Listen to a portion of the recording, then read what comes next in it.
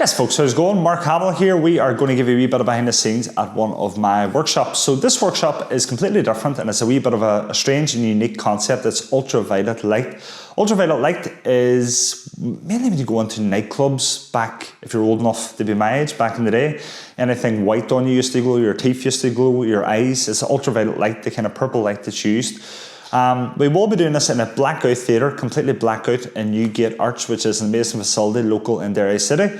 And we will have the amazing Becca Keys modelling. She is a fantastic model, I've shot her several times before. Also we have Anna Cheeky Faces, who is an amazingly talented body artist. I'm okay at painting, but I'm nowhere near the level of Anna Cheeky Faces.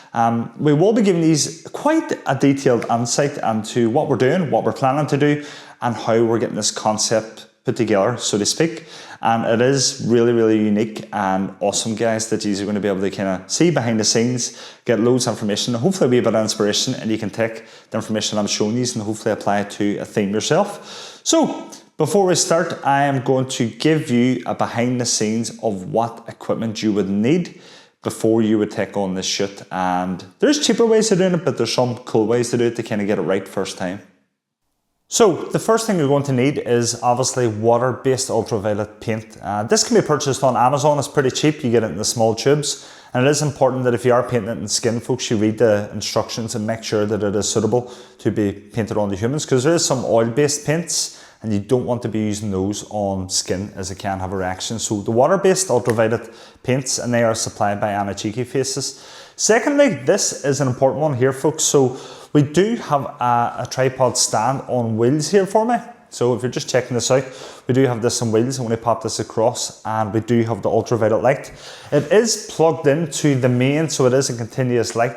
We did have to use power because the output of this light is 100 watt. It is a LEDJ, high powered light, and it does give off continuous light. I'm going to give you an example just to give you an idea. So I'm going to turn this on first with the overhead lights on. And this is the power at 100%. Now, I know you probably think 100%, it's going to be too bright. It's just enough at about 100. I think it's 100 to 120 watt output. So it's just enough that it's not overly bright on the model where they're constantly squinting because the power is too much.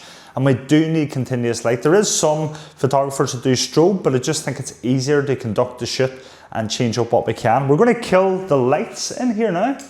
And as you can see there, if you can still see me, it is quite a big output there, guys. So I'm just shining that right into the camera. And we can literally cover all of the room and the output that we need. This is a big light, folks. It's about 150 mil of depth here. It does have a built-in fan, so we can keep it going, but it is a little bit better for us. Just being able to cover the whole subject. You can get bulbs on Amazon, and you can get the UV bulbs coming down. Now you might make a bracket of about 4 bulbs each way, and these little wooden drop downs that I've seen. The only thing is, it's easier when we have a group of people looking to shoot ultraviolet light, and we can just have the continuous light going. There is a little bit of fan background noise from the light itself, but overall that investment was, I think it was around £300, and it was from a music store that sells guitars and DJ lights and everything like that. So I seen it and I thought, you know what, I'll make a jump. It is a cool investment, and I've only used it twice, so I'm really looking forward to using it later on today. So on to the next stage.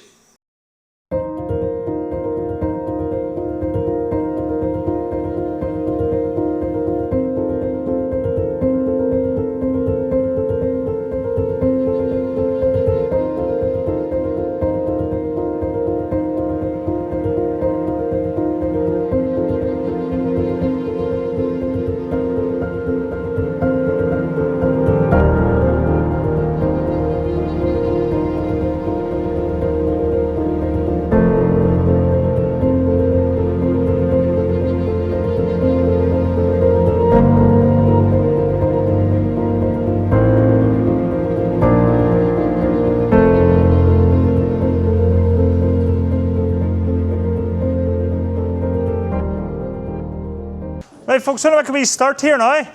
So first, heads up with Becca. She is covered in paint. It looks like the eye. You're probably looking at it and thinking, well, it's not really that interesting.